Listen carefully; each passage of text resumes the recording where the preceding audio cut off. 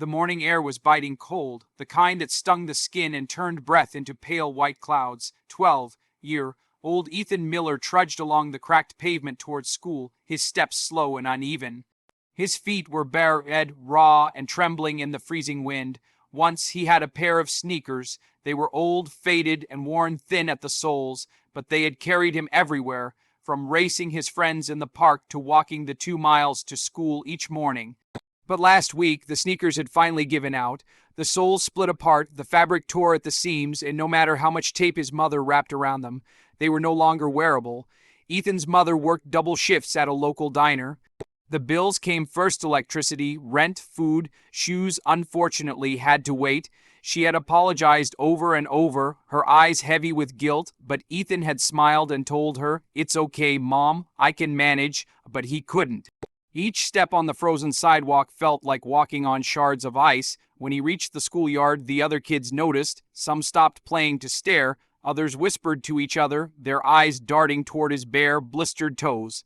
A few laughed softly, cruelly, before running off. Ethan kept his head down. He had learned that if he didn't look at them, if he kept walking, it hurt a little less. Inside, the warmth of the school was a small relief. But the stairs followed him all the way to his desk. Leaning against the entrance, mop in hand, stood Mr. Harris, the school's janitor. He was in his late 60s, with silver hair and a gentle, weathered face. He had worked at the school for nearly 3 decades. He knew every creak in the floorboards, every stubborn locker door, and he knew every child by name. When Ethan walked past him, Mr. Harris's sharp eyes caught sight of those bare feet. For a moment, Mr. Harris's mind wandered back to his own childhood. He had grown up in a poor neighborhood where new clothes were a luxury and shoes were often handed down until they fell apart.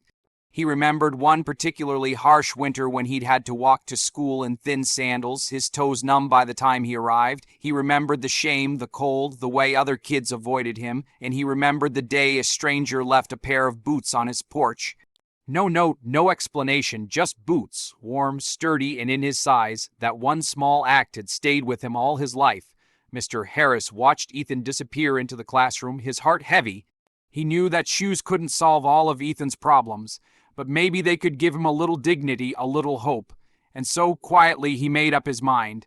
Before this day was over, Ethan would have a pair of shoes. At lunchtime, while most students were in the cafeteria, Mr. Harris slipped into Ethan's classroom. In his hands was a small cardboard box, wrapped neatly with brown paper.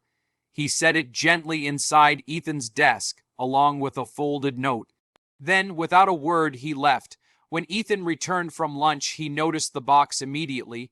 Confused, he pulled it out and tore away the paper.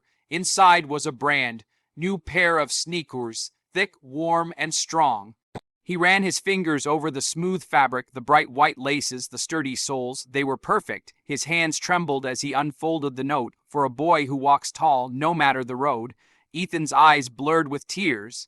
Whoever had done this knew what it felt like to walk without comfort, to carry the weight of embarrassment. He slipped the sneakers on, and they fit as if they had been made just for him. For the first time in weeks, his feet felt warm. For the first time that month, he smiled without forcing it. The next morning, Ethan walked to school with a new kind of confidence. He still had the same long walk ahead of him, the same cracked sidewalks and biting wind, but now every step felt lighter. He didn't know who had given him the shoes, but he knew one thing for certain. He wanted to make someone else feel the way he felt right now. That afternoon, as he left class, Ethan noticed a younger boy named Tyler struggling in the hallway.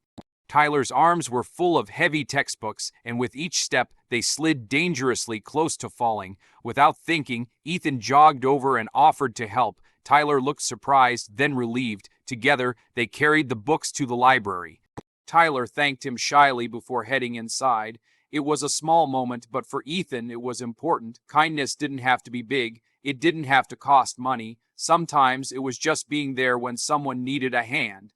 Over the next few days, Ethan began noticing more opportunities to help, picking up a dropped pencil for a classmate, sharing his lunch with someone who had forgotten theirs, holding the door for a teacher carrying supplies. Each act made him feel warmer than the last, like the kindness he'd received was flowing through him into others. Weeks passed. Winter slowly began to loosen its grip, but Ethan still wore the sneakers every day. They had become more than just shoes. They were a reminder that someone cared. One afternoon, as Ethan was leaving school, he spotted Mr. Harris in the hallway, crouched down, polishing the floors. The old man worked quietly, humming a soft tune, his silver hair catching the light. Something inside Ethan told him it was time to ask. He walked over, kneeling beside Mr. Harris. "Was it you?" he asked softly. "The shoes?" Mr. Harris paused, then looked up with a gentle smile. "What makes you think that?" Ethan shrugged. "Because you always notice things. You noticed me." For a moment, Mr. Harris didn't speak. Then he set down the mop and reached out to rest a hand on Ethan's shoulder. "One pair of shoes can't change the world, Ethan," he said. "But kindness can, and now you know how it feels. You can pass it on." Ethan's throat tightened, and without another word, he leaned forward and hugged the old man. Years later, Ethan would carry that moment with him. As an adult, he kept an extra pair of shoes in the trunk of his car, not fancy ones, just sturdy, dependable shoes in a common size.